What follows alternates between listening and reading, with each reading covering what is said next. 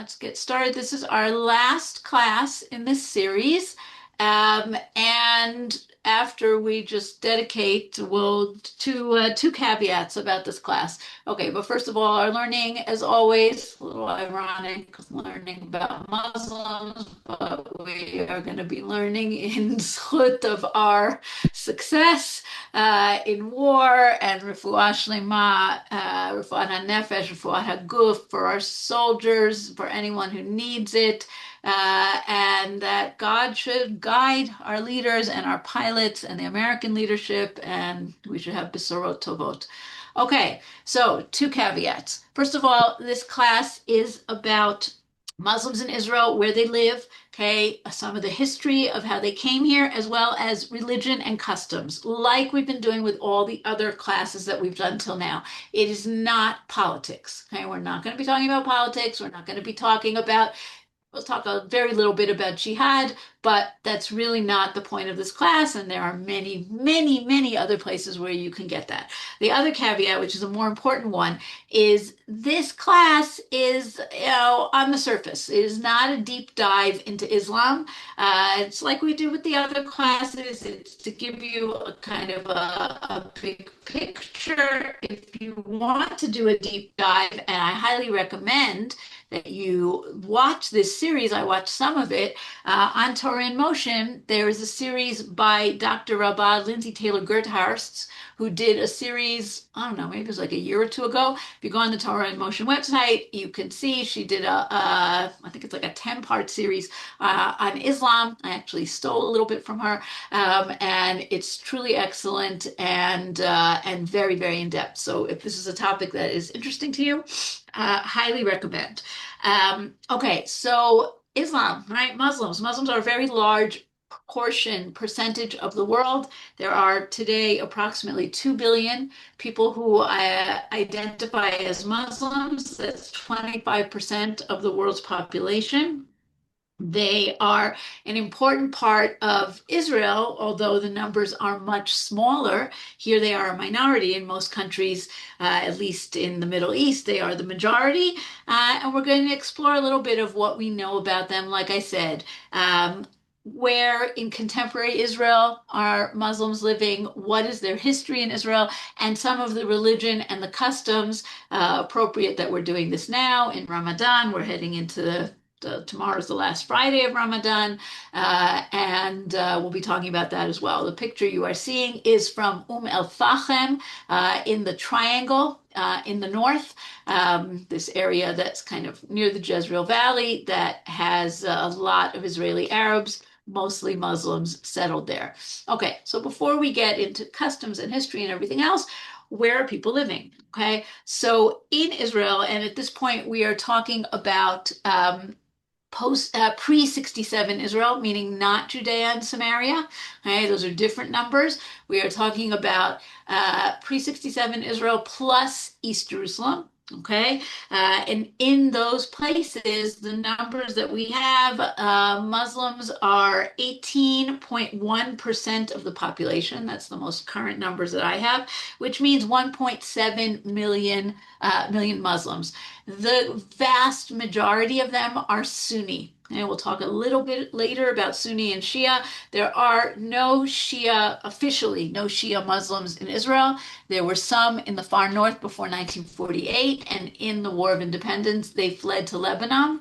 So the vast majority of Muslims in Israel are Sunni. We have a few who are something called Ahmadi. We'll talk about that.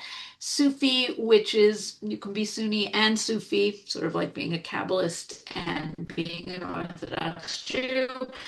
Okay.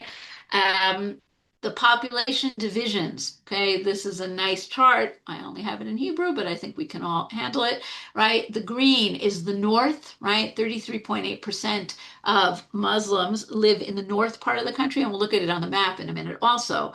Okay, the second largest number is Jerusalem. Okay, that's the yellow, 22%. And then the south, at the end, we'll talk about Bedouin. They're kind of their own separate thing.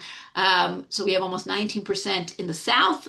Haifa also quite a lot. And then center of the country, Tel Aviv, are the smallest numbers. Okay? And just to see it in terms of the map, Okay, the dark green is the highest concentration of population of Muslims.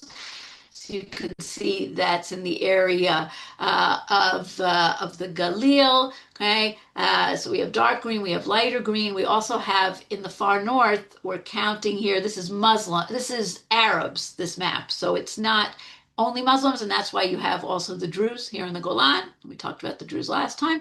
Okay, but in general, when we have on the map here, we talk about Arabs. Largely, we're talking about Muslims, right? We have very small Christian numbers, larger Muslim, larger Druze.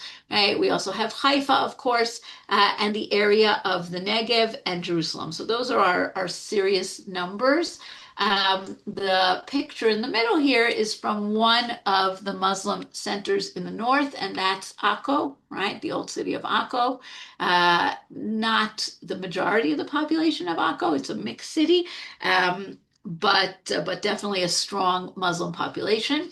Okay, basically, where do we find Muslims in Israel? You find them in towns where they are the majority or exclusively, right? So that's places, let's say, like Rahat, right? The Bedouin city in the south, right? The entire city is Arab and the entire Arab's population is Muslim. Hey, El Fachem, hey, in the Mishulash, in the Triangle, in the north, also 100% Arab, 100% of the Arabs are Muslim.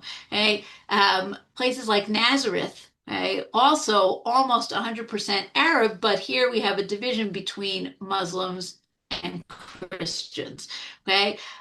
Or smaller towns where also everybody is a Muslim, like Taibe, like Tamra, like Sakhnin, okay? And then you also have, of course, Muslims who are living in mixed cities, okay? Whether it's Jaffa, like you have in the picture here, Jerusalem, Ramla, Akko, Haifa, okay? So we have all of those combinations, okay? In general, in terms of the population, uh, numbers of, let's say, education. Okay, so those Muslims who get a Tudat Bagrut, meaning a matriculation certificate, they can go on to college. Those numbers are lower for Muslims than they are for Jews or for Christians or for Druze. About 60% of Muslims get a matriculation certificate as opposed to 80% of Jews, 83% of Christian Arabs, right? We talked about Christian Arabs, we talked about their high levels of education. Um, and this is just in general Arabs, not necessarily Muslims. Who is an Israeli Arab who got citizenship? If you were in the borders of the country and when the War of Independence was over, you got citizenship, you could vote. There were Knesset members who were Arab already in the first Knesset. However, in many places, mostly in the Negev, in the Galilee, there was military rule for Arabs up until the mid 60s. Not in mixed cities, not in places like Haifa or Jaffa, but in places like Sakhnin or El Fachem, or in the Negev, there was military rule. What did that mean? That meant restrictions on where you could move, where you could go, right? Freedom of limited mobility. Populations could be transferred. Property could be taken. Again, we're not getting into politics, but just something to keep in mind. Military rules abolished in the mid 60s. Um, but Israeli Arabs became citizens already before that. Okay. Um, a quick timeline, and this is more about the beginnings of Islam as well as when do Muslims come to the land of Israel. Okay, we're going to talk about the conquest and the rapid spread of Islam in a moment. But just to get some dates in our heads, okay, 622 is the official beginning, right? Muhammad begins to get his revelations. He begins to preach to various tribes as well as to the Jews. He travels from Mecca to Medina. This is called the Hijra, and the Muslim calendar counts, right? Just like, the Christian calendar counts from the birth of Jesus, and Jewish calendar counts from what we say is the creation of the world. The Muslim calendar counts from the Hijra, the migration of Muhammad from Mecca to Medina. Okay, so the Muslim year, okay, I'm not going to do the math, but you know it, you could figure it out, right? The Muslim year is 13 something. Okay, Muhammad from the beginning of Islam is alive for only 10 years, dies in 632, but the conquest has already begun, and then it just spreads like wildfire. By 638, the Muslims conquer Jerusalem, conquer the land of Israel. Okay, this is very significant moment for Jews because they are allowed back into Jerusalem after 500 years of being exiled under the Christians, the Romans and then the Christians. Okay? Again, important for Jerusalem. 691, the Umayyad Caliph. The Umayyads are one of the dynasties, the early dynasties of the Muslims. The Caliph Abdul Malik builds the Dome of the Rock, expands Al Aqsa, right? Very significant in terms of Muslim history in Jerusalem. By 711, okay, by 711, meaning less than 100 years, the Muslim conquest have reached to Spain in the west and Afghanistan in the east. It's phenomenal. We'll see a map in a minute. It's unbelievable how quickly they were able to take over so much of the known world. Okay. And then our story is going to shift. We're going to talk a little bit about Crusaders, Muslims, how that back and forth affects Jerusalem and the land of Israel until we get to the late 13th century when the Mamluk Sultan Baybars defeats the Crusaders, kicks them out once and for all, and that's the end of this seesawing back and forth. And there's Muslim rule in the land of Israel until the British come at the end of World War I. Okay, so that's important to have those dates in our head. Okay, a formative concept in Islam is that the world is divided into two houses. Okay, a lot of the words we're going to see today, right, the Arabic words, are easy to understand if you know Hebrew or a little bit of Aramaic. Okay, dar as in ladur or dira, okay, a house. There's the house of Islam and the house of the sword, Dar al-Harb, Dar al-Islam and Dar al-Harb. The house of Islam is the places that are already under Muslim control. The house of the sword are the places that are not yet under Muslim control, meaning from the beginning, okay, there is this push to expand, to grow. The religion begins in Arabia, okay? The dark brown is the expansion under Muhammad, those early that first decade, right? When we're talking about all of Saudi Arabia, Yemen, Oman, what today is Oman, Bahrain, right? The area of the Persian Gulf, right? After Muhammad dies, you have the first caliphate, the Rashidun Caliphate, and that's this light brown, orange, I don't know, you can call it whatever you want, right? Where we're expanding already to half of North Africa, the land of Israel, right? Egypt, Mesopotamia. By the time we get to the Umayyad Caliphate, which goes from the mid 7th century to the mid 8th century, expanding all the way out to the east, almost to Pakistan of today, okay, all the way to the west to Spain and the edges of North Africa. So it's truly a phenomenal, quick conquest on the one hand. Right? On the other hand, it's a fascinating thing, and a lot of historians talk about this because they conquer so much so quickly, and so many populations are converted to Islam. And we'll talk about the conversion in a second. Right? It moderates them to a certain extent, right? Because they have to absorb all of these very varied populations with different cultures, with different languages, with different religions. They cannot impose everything about Islam on them, and Arabic and everything else. And therefore, there's some kind of a cultural mix that's going on. And they're able to adapt to the cultures that they take on. And that's really a very interesting, this kind of a tension between spreading Islam to everyone. Everyone must become a Muslim, with two very important exceptions, three really. um, but allowing for local differences and local cultures. Okay, so this idea of Dar al-Islam and Dar al-Harb means the religion must be spread. Everyone must be given the choice, not much of a choice, become a Muslim or Dar al-Harb, we're going to put you to the sword. But the exceptions, ooh, did I not want? Hold on. Okay, I'll come back to it. Um, Changed around the order a couple of times because I wasn't sure how I liked them. Um, but the exceptions are what are called people of the book. Okay, and we'll come to that a little later when we talk about Muslim law. Okay, but as we're going to see, Muhammad learns a lot and takes a lot from the Jews and the Christians that are around him in Arabia. His original hope is that all of them will see the light and understand that he is the last true prophet and they will become Muslims. They don't, mostly to the great extent. Okay, but they still are given this exemption. They are called the people of the book. Okay, they have another more derogatory name, Dhimmi, and we'll talk about that. People of the book are allowed to not convert if they choose not to convert. Okay, they don't have to convert, but they are going to be second-class citizens. So we'll come back to that.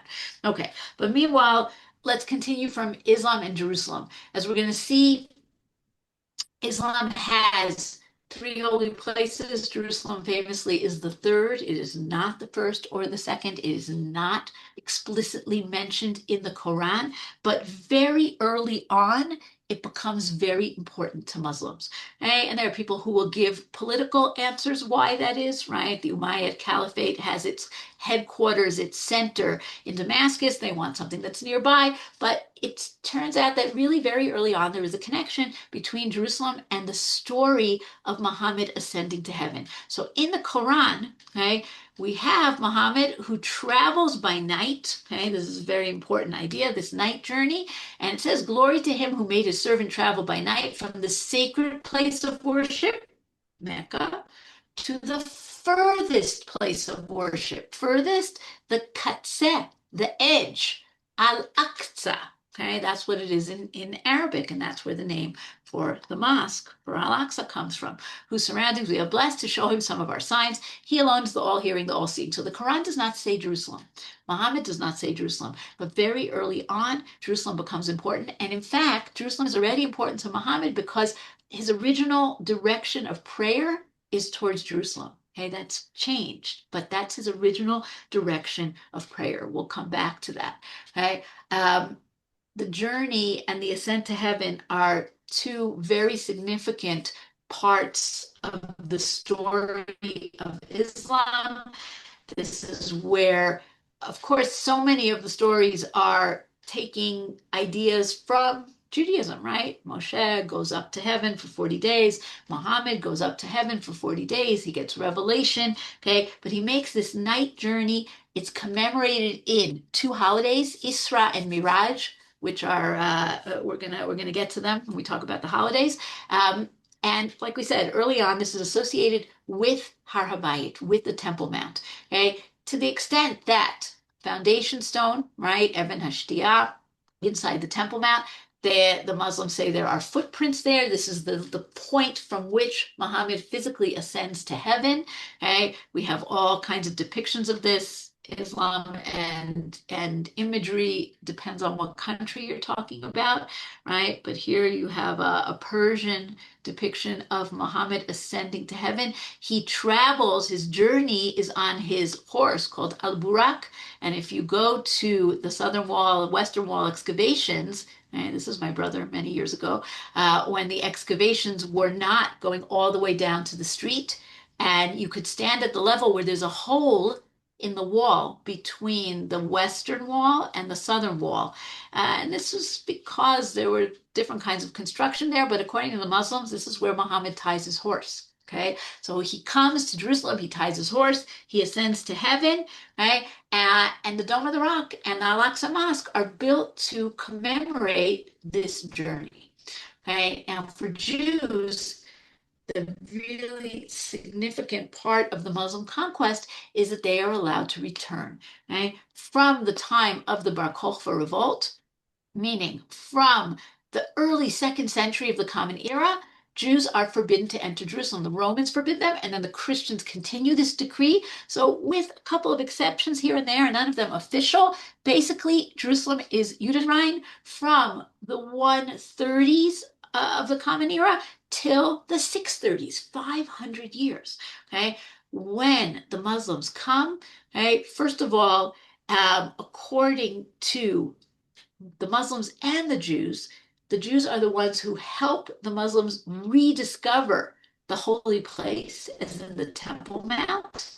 Okay, and then they are invited to come back to the city. So we have this letter from the Cairo Geniza, right? All the Muslims in the city and surrounding came together with a group of Jews. They were ordered to sweep the site of the temple and to clean it, just to remind us, okay? The Romans destroy the temple. The Christians are not interested in rebuilding on the Temple Mount, even though today there are suggestions that maybe there was a church there. But basically, they see the destruction of the temple as proof that Jews have sinned by not recognizing Jesus. So nobody's building anything on the Temple Mount. And along come the Muslims and they say, clean off this Temple Mount.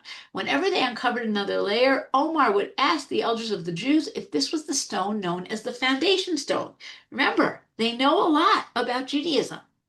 The Jews gathered before, right? So then he says, show me your holy place, and that's where they end up building the Dome of the Rock. And then we have this very important story about the Jews returning to Jerusalem. The Jews gathered before Omar and said to him, how many of the community of Jews will the emir of the believers command to come to the city, right? How many are you letting back? Omar decreed that 70 should come. So 70 households, including women and children, moved from Tiberias, right, from Tiberia, and established settlements in buildings whose foundations had stood many generations. They move into old houses. Where is their neighborhood?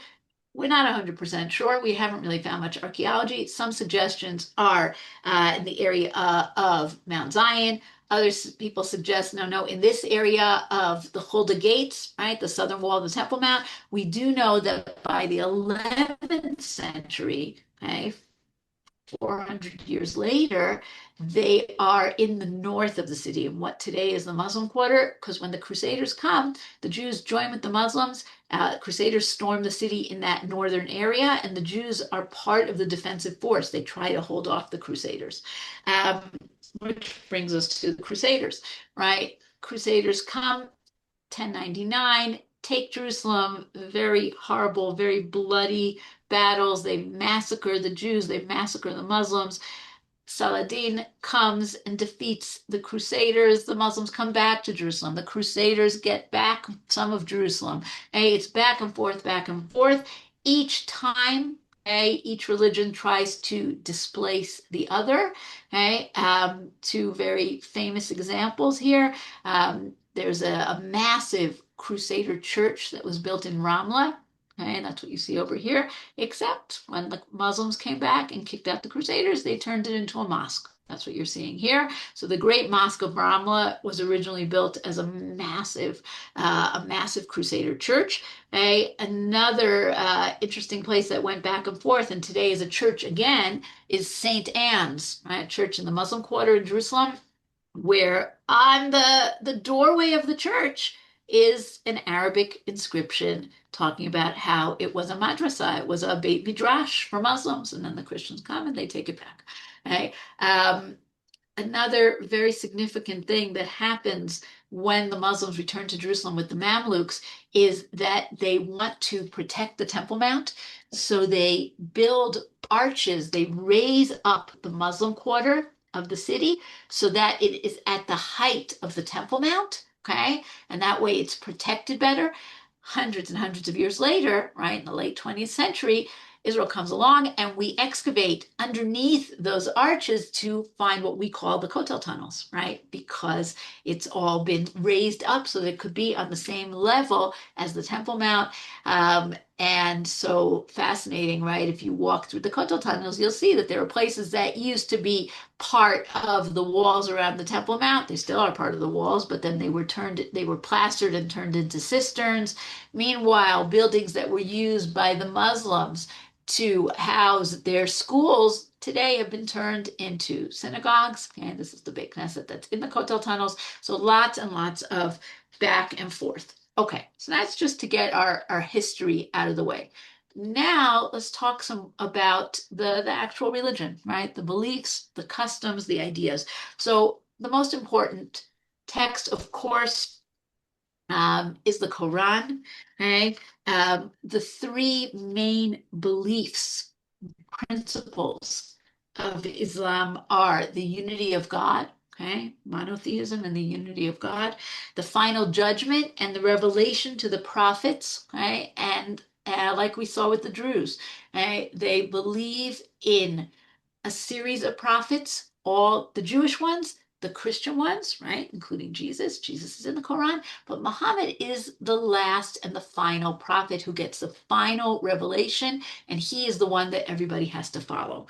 Okay, the Quran, according to Islam, was revealed to Muhammad starting at an event called Laylat al-Qadr, the Night of Power, today commemorated at the end of Ramadan, but not all at once, okay? Continued to be revealed to him over the rest of his life. Um, the fascinating thing about the Quran, many fascinating things, but it's like for us, right? The Torah is not everything. We have written law and oral law. Okay? Islam also has written law and oral law. Oral law is the hadith, also the sayings of the prophets, the behavior of Muhammad. But the Quran as a text is obviously super significant, super holy, and fascinating, I think, because of its holiness, it's used in art. Okay. And I just brought you a couple of examples here of just these fantastically beautiful Qurans. Okay. Calligraphy and the art of calligraphy and making really just very impressive books because imagery is largely forbidden. Okay. So you have to make the letters really beautiful. And because imagery is forbidden and you can't have in your mosques images, how are you going to decorate? You're decorating with verses. You're decorating with inscriptions. And that's what you're seeing here, this very, very elaborate calligraphy, which is actually verses from the Quran, and that are written all over the place. Um, so I brought you here two examples, two very significant examples that are said in prayer. Okay, one is the chapters are called surahs. The first surah is said in prayer always. The second one is often said in prayer. So the first one, right, in the name of Allah, the entirely merciful, the especially merciful, all praises due to Allah, Lord of the worlds, the entirely merciful, the especially merciful, sovereign of the day of recompense, right? So we have God, who is also the God of judgment. It is you we worship, and you we ask for help. Guide us to the straight path, the path upon those whom you have bestowed favor, not of those who have revoked your anger or of those who are astray. Okay, the second surah here is the one that is about unity, the unity of God, right? One God, no Father, no Son. Obviously, polemics against Christianity. Say, O prophet, he is God, one and indivisible, God the sustainer. He has never had offspring, nor was he born, and there is none comparable to him. Okay, now also be aware that Jews are aware of all these things. So when the Quran talks about was not born, he never had offspring, right? Who's living in this world of the Quran and this philosophy and this idea? The Rambam, right? The Rambam's talking about, of course, right? There's God has no image. God has was not born, right? He's always been. He's eternal.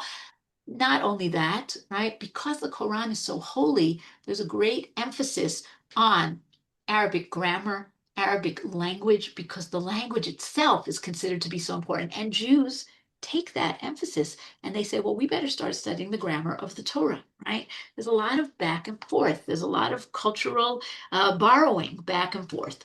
Okay, now we talked about three beliefs. There are also five pillars. This is practice. The nice little chart I stole from Dr. Taylor Goodhart. So that's one of the things you can see. She has great source sheets. Okay, so the five pillars are five practices. Islam has more rules than Christianity. Let's put it that way. They have a halakha, Sharia, fewer rules than Judaism. I think that's probably a gross simplification, but I think it's helpful for us. Okay, and these are the major rules for practice. Okay, witnessing, shahada, right? You have to declare God's unity and Muhammad's status as a prophet. You do that in prayer.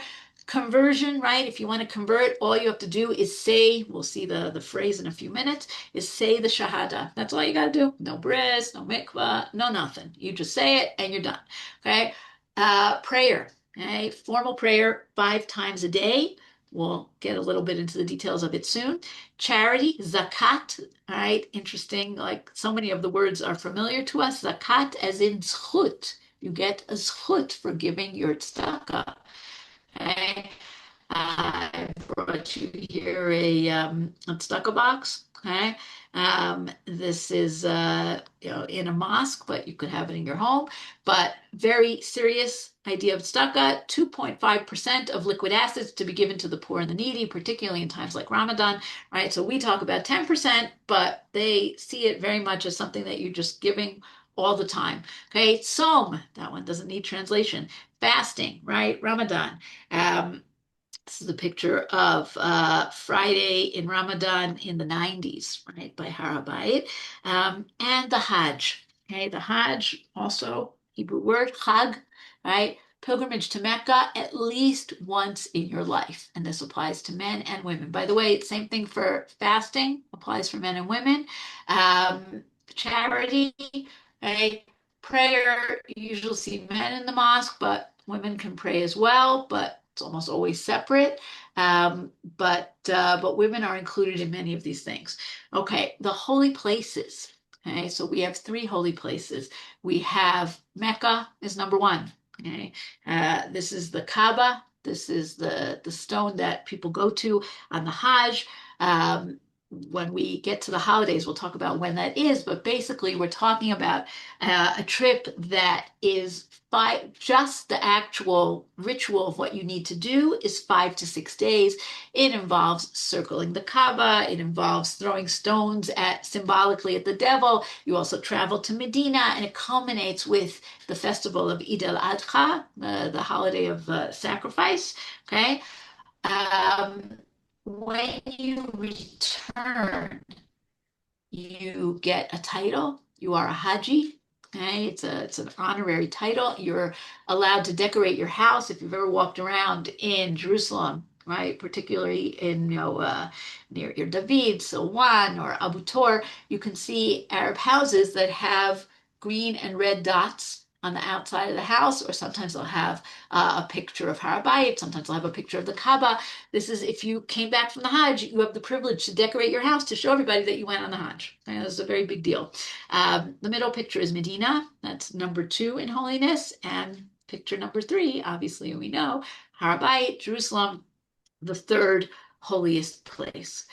Um, Okay, one of the fascinating things about Islam is its relationship with Judaism and with Christianity, right? On the one hand, the Jewish-Christian relationship is a very, very tense one because Christianity really grows out of Judaism and repudiates Judaism to a certain extent and sees themselves as the successors of Judaism. Now, we have that tension in Islam, but sort of in a different way, right? Muhammad is very influenced by the Jews and the Christians around them.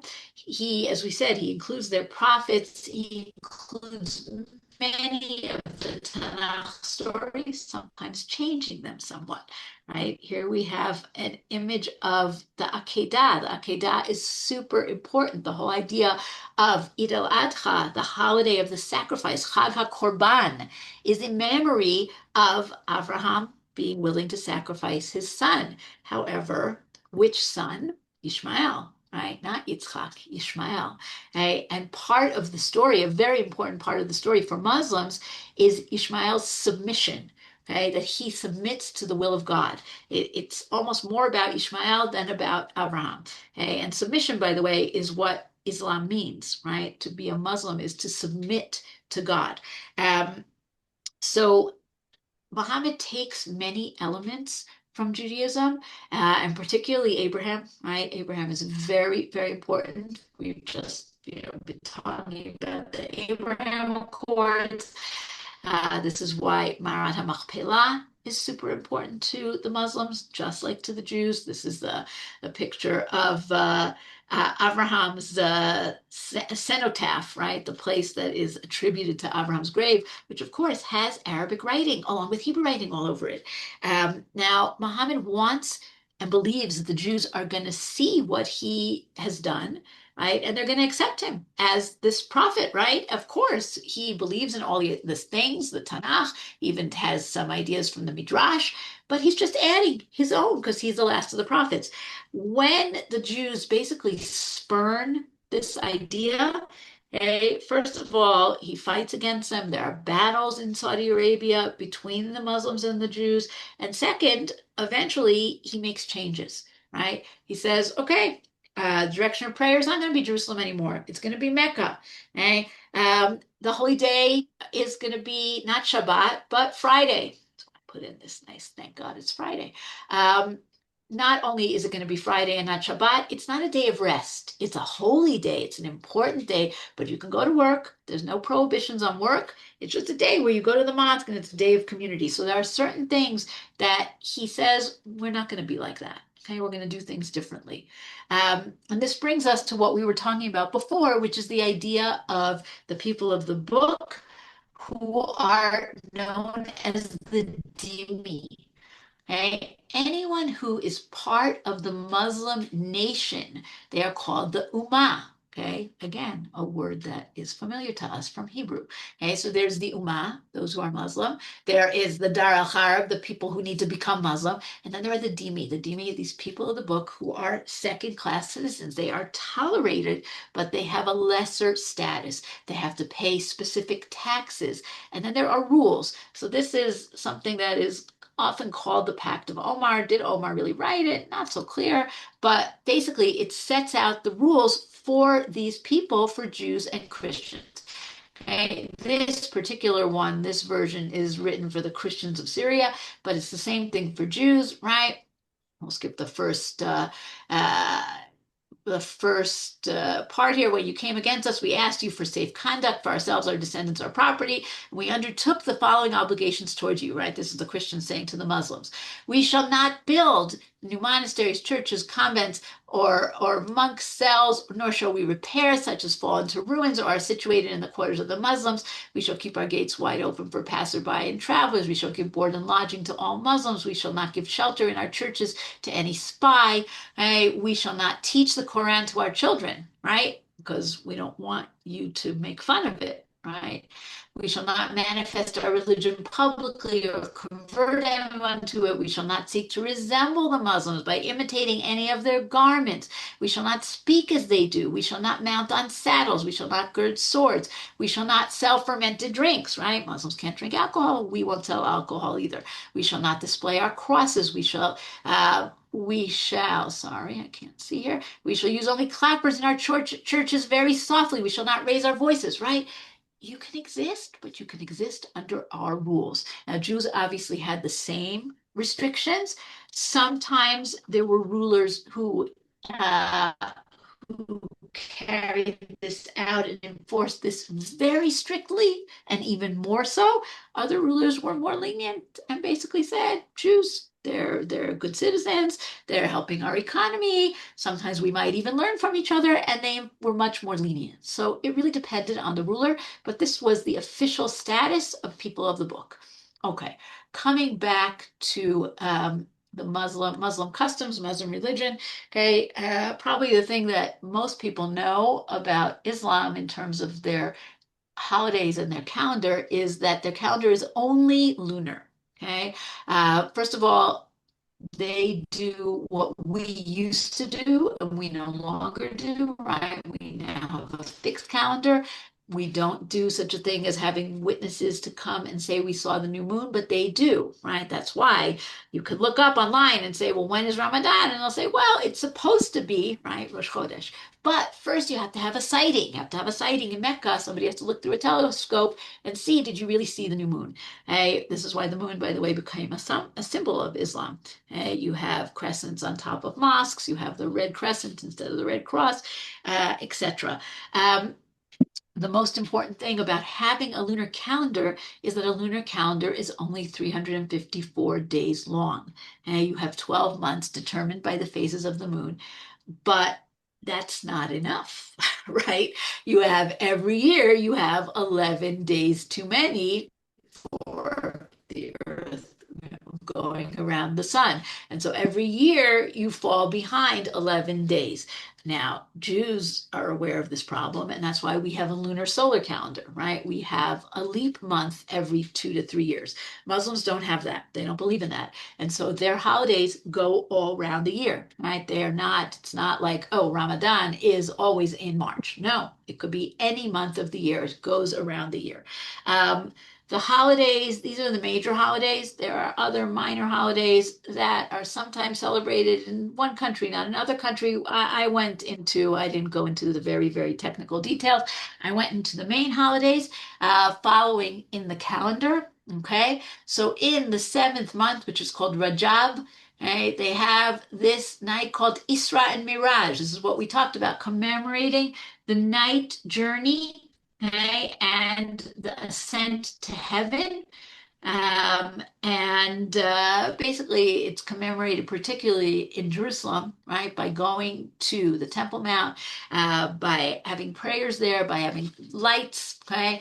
Uh, Ramadan, of course, is the name of the month, the ninth month, um, fasting from sunrise to sunset, okay, with meals before and after, okay, with meals, suhoor, shacharit, right, in the morning, iftar or maftir, right, when you are patur from the fast. So it's on the one hand a month of fasting, it's on the other hand a month of a lot of feasting, right? Because there's parties every night and dinners every night, and Ramadan is very significant in the sense of people getting together, spending time together, but it's also a lot about giving charity, purifying yourself, right? That's the concept. That's what Ramadan is supposed to be about. Is it always about that? We won't go there. Okay. At the end of Ramadan, sometime during the last 10 days of Ramadan, you have what's called the Night of Power, Laylat el-Qadr, which is the beginning of the revelation to of the Quran to Muhammad, okay? And many Muslims travel to Har Habayit on that night, okay? Whether that's going to happen this year, unlikely, because of everything that's going on. Okay? When Ramadan is over, at the beginning, right, Rosh Chodesh of the next month, Shawwal, you have the what's called the smaller Eid. Eid is the holiday, right? It's the lesser holiday. It's a 3-day holiday marking the end of Ramadan. Right? Prayers, meals, visiting relatives.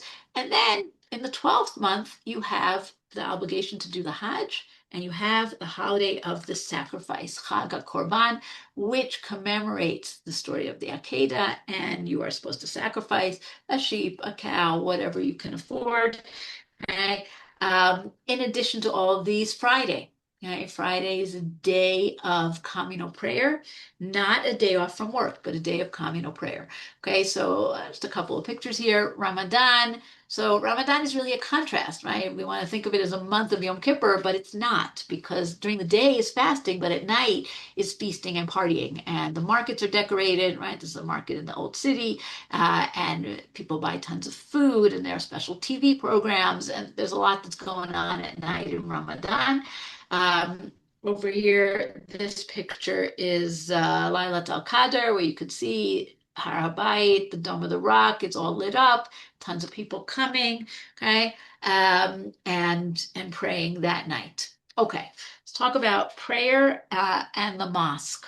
Okay, prayer is, on the one hand, it's a big part of Islam. On the other hand, compared to Jewish prayer, it is more frequent but much shorter. Okay, there are no prayer books. It is all by heart. Okay, there are no seats. You are either kneeling or standing in the mosque. So it's done a lot, but it's not the length of time, except on Fridays, right? When you have sermons, when you have the drashot. Physically, right? A mosque, masjid, okay, in Arabic, from the word lisgod, to prostrate yourself. As we're going to see, that's part of the prayer. Is there's all these physical actions you have to take. Okay, a mosque has no images. Okay? It has no seats practically. You can see the picture of the inside of the mosque here in Haifa. There are some couches. I don't know who gets to sit on the couches, but in general, when you see people praying in mosques, they're just on the carpet. Um, you cannot wear shoes. You have to wash. They're washing. There's a washing station before you come in. You have to wash your face and your arms and your feet. Right? Um, there are different sections. Okay. There's the tower. Okay. The minaret. This is an unusual looking minaret. This is called the White Tower in Ramla. It was part of the White Mosque, which no longer exists. It was destroyed. The tower was the minaret from where you have the call to prayer. Right? And you also have the mihrab, right? The direction of prayer, which faces south, faces towards Mecca. Okay? I brought here two things. One, anyone who lives anywhere, particularly in Israel, where there is a Muslim community, has heard the call to prayer many, many times. Mostly the only thing we pick out is Allahu Akbar, God is most great, but there is more to it. Okay, so here we have God is most great. Four times. I testify there is no God but God. Two times. I testify Muhammad is the messenger of God. Two times. Come to the prayer. Two times. Come to flourishing. Two times. God is most great. Two times. There is no God but God. Okay, so what we hear, there's more details to it than we think. And I also mentioned before the shahada, the bearing witness. I bear witness that there is no God but God, and I bear witness that Muhammad is the messenger of Allah. Right? Inside the mosque, the only real piece of furniture you have is this. It's called the minbar, and it is the place where the preacher. It's a pulpit where the preacher ascends to give sermons. Okay, outside of a mosque, you always find a shoe cubby. This is one from Maran HaMachpelah from Ulam Yitzchak, because you can't go in with your shoes. Um, 5 prayers a day, right? Not like what we have that you could say mincha from 12:15 to 5:30, right? But there's a specific time, and that's why you have the call to prayer, right? And it's obviously determined by sunrise and sunset, after dawn, right after noontime, between noon and sunset, after sunset, which is called Maghrib or Mariv, okay, and between sunset and midnight. Okay, time and the time of prayer is very important. That's why a lot of mosques will have, certainly the old mosques, right, will have sundials outside because the time is very important. Um, and one of the things that I think is really interesting is the movement. Okay, it's not just saying the words, okay, but part of prayer, and if you're really interested, you can go online and find YouTubes that will show you all the different parts. But the part of prayer is that in between saying the surahs from the Quran, you bow, you stand, you prostrate, you sit, right? There's a whole ritual of movement alongside the ritual of what you say. Okay? One of the things that I heard Dr. Taylor Gerhardt say in one of her classes, which I thought was fascinating, she says, you go into the mosque, nobody talks.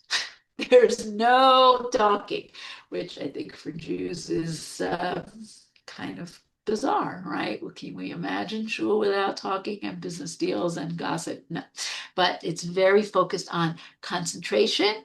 Maybe that's also because it's much shorter, right? Okay, another important institution is called the madrasa. Again, a word that should be familiar to us if we just change the pronunciation a little bit. Midrash, as in Beit Midrash. Okay, madrasas are schools or study halls. Mostly they were built in Mamluk and Ottoman times. And if you walk around the old city of Jerusalem, you can see incredibly beautiful Mamluk architecture. Okay, this is called ablak, the stripes here, the conch shells, these really, really beautiful decorations. Um, One of the most beautiful ones is a building called the Tankizia, which today is a police station for the border police for Mishmar HaGvul in the old city. It's a very strange thing, but they took over the building. Um, some of these buildings are controlled, many of them are controlled by the Waqf, by the Muslim religious authorities. It was a way for families to pass on property by making it a religious trust, and then they could pass it on to their children. So we have buildings like this, like not a madrasa, but a library, Khalidi Library, very old library of Islam in the old city, and other buildings and schools. Okay, one of the things that Islam shares with Judaism, although not as much as us, is the concept of forbidden and permitted foods. Okay. Christianity has no forbidden and permitted foods. Judaism has many. Islam is somewhere in the middle. Okay. There's no idea of milk and meat. You can have milk and meat. That's not a problem. You can have camels. You can have seafood. However, you cannot have pig. All right. Pig, very big no-no. And you also have a concept of shechita. Right. When we talk about halal meat, it's meat that's been slaughtered in a particular way. Muslims can also eat kosher shechita, right? Kosher meat. That's also halal for them.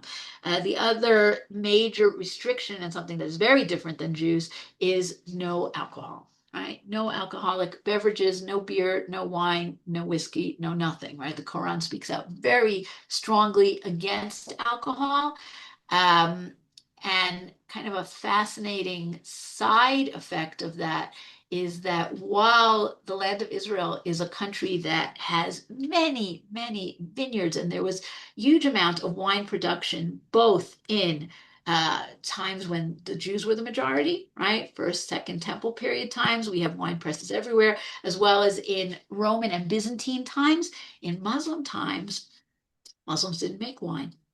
And Jews, the few Jews and Christians that were living here didn't make wine either because it wasn't worthwhile. There wasn't enough of a market.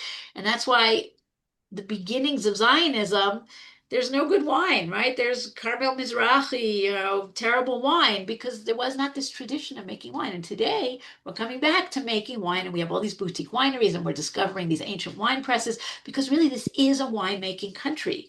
But that tradition was lost for centuries and centuries and centuries.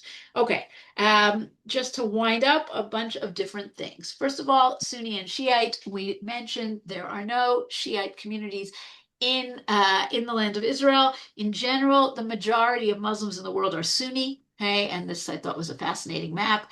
The greens are the presence of Sunni in countries that have, many Muslims.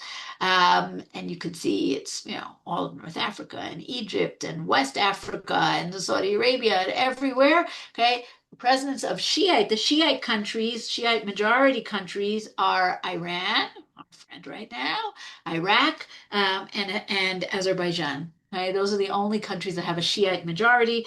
And again, we get into politics, this is one of the major breaks in the Muslim world, very significant, originates in an argument over succession. Okay, Ali, who is one of the successors of Muhammad, the Shiites see him as the only legitimate successor. The Sunnis do not, and that's the breakaway. In Israel, okay, we have two other interesting groups. One are the Ahmadiyya. Okay? There are not too many of them. There are less than 3,000. Their center, really their only place, is in Haifa in a neighborhood called Kababir. They are a relatively new sect of Muslims who begin in the 19th century.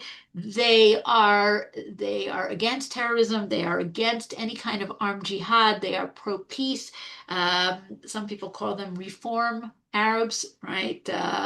Interesting, right? A very interesting group, very connected to Jews, to Christians, right? They believe in prophets later than Muhammad, so that's the Ahmadiyya. And Sufis. Okay, Sufis are mystics. There are followers of Sufi practices in the land of Israel, as well as, of course, in many other places. This is a hostel in the old city that was built in the 17th century for pilgrims from Afghanistan. Right? It's a Sufi hostel. Okay, and the last few things we're going to do are Bedouin. Okay? There are many, many Bedouin, about 250,000 Bedouin. So quite a significant proportion, percentage of the Muslims in the land of Israel. Hey, they are Muslim, but they have a different past. They are nomadic. They are largely, although this is sometimes changing, friendlier to the state of Israel. Sometimes we'll see in a minute. They volunteer in the army. Um, they, in the past, certainly were very nomadic. Um, some people suggest that their traditional way of life is similar to how the patriarchs and matriarchs lived. Today, Israel, like every government, wants them in towns. They don't want them in kind of unlicensed, illegal places. And so there are 7 Bedouin towns. You can see them here. The largest one is Rahat, Lakia, Hura, Tel Sheva, Segev, Shalom, Ksifa, and Arara. But there are, of course, unrecognized Bedouin towns in lots of places, and these are not good for the Bedouin, not good for the state of Israel, not so good altogether, but that's a separate question. They may and often do volunteer in the IDF. Um, they were famous for being trackers, okay, trackers, gashashim, who could go out and could see footsteps and understand where people were coming from, what they ate for breakfast, where they're going, right? Today there are Jewish trackers as well, but the Bedouin are the ones who really originated this group in the army. And there's a lot of interesting innovation in the Bedouin world, whether it's providing more education and rights for women. Okay, this is a picture of women in Lakia who started a program where they weave and they sell their products. In Rahat, there are a lot of different initiatives, particularly to help women, and educational initiatives, environmental initiatives, right? Taking the knowledge that the Bedouin have of the desert and desert plants and learning from them.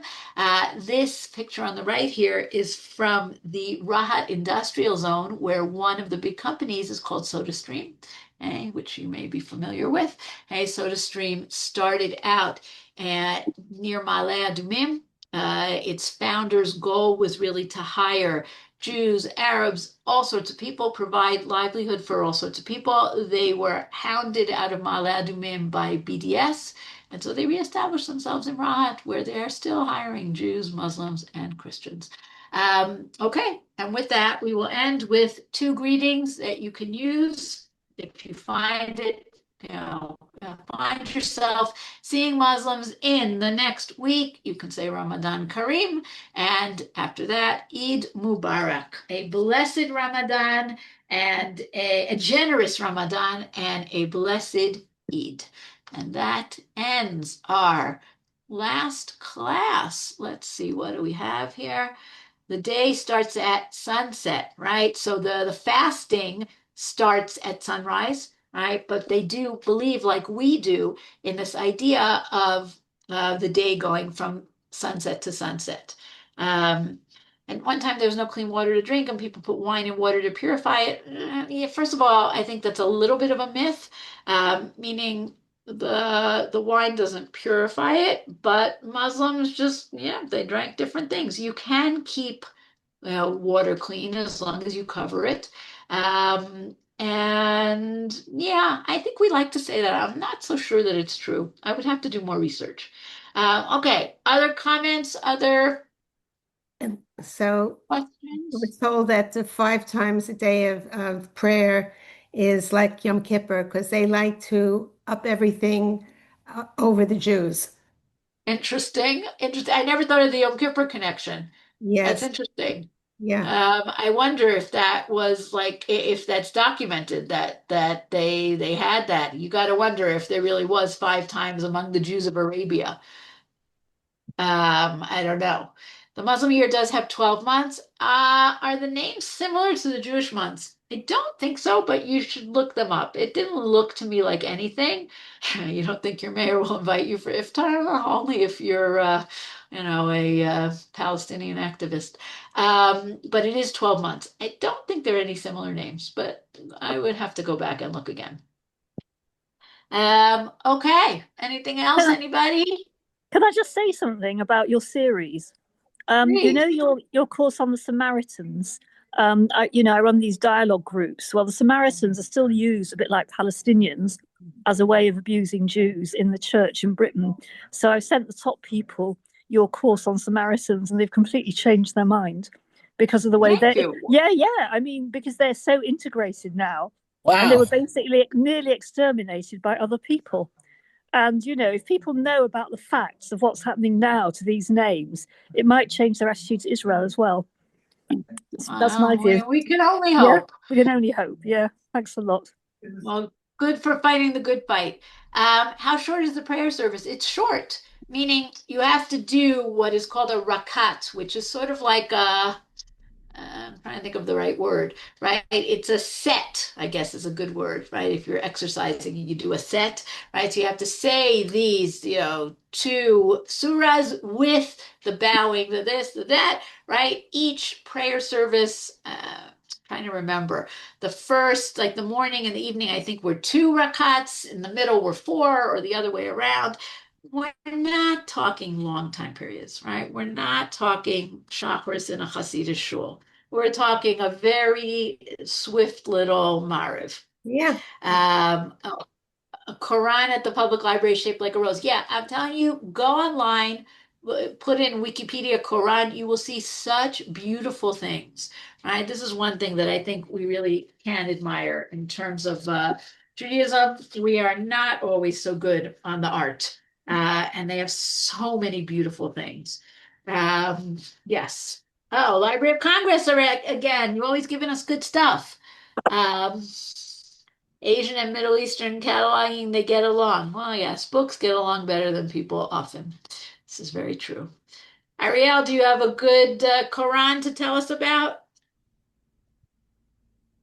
Not as such. There's a lot of Arabic. I mean, uh, Emir Hashem, the Hebrew Incunabula, early printed books to 1501 will be up shortly in a couple of months. We have lots of Arabic and Armenian and Persian and whatever stuff being digitized constantly. Um, Oh, wow. if you give me a few seconds, I can probably find something. Okay. I do not know what my next series is about. I just finished this series. I'm happy to take suggestions. I might not do any of them, but feel free to suggest. I think Rabbi Kalman asked me to do something for Pesach. I don't think they're doing anything new except for Pesach now, anyway.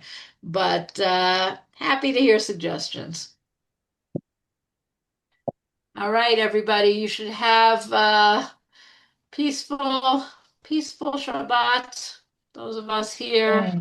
And Here's some stuff. Pesach Sameach. Oh, all right. Hashmona'i fortresses. That was enough to do. Ooh, okay, I'm copying this link. Anybody else want to copy it? And then you can see Arabic language rare materials. Cool. All right. Thank you very much. We should do a Thank series on you the very Library of much. Congress. Yeah, Okay, everybody. that would be great. Take I mean, I care. have to ask my Thank you. Thank colleagues. Be you. well. And peace. Shprit Mashiach. Take Thank, care. Okay. thank you. Be safe. Bye-bye.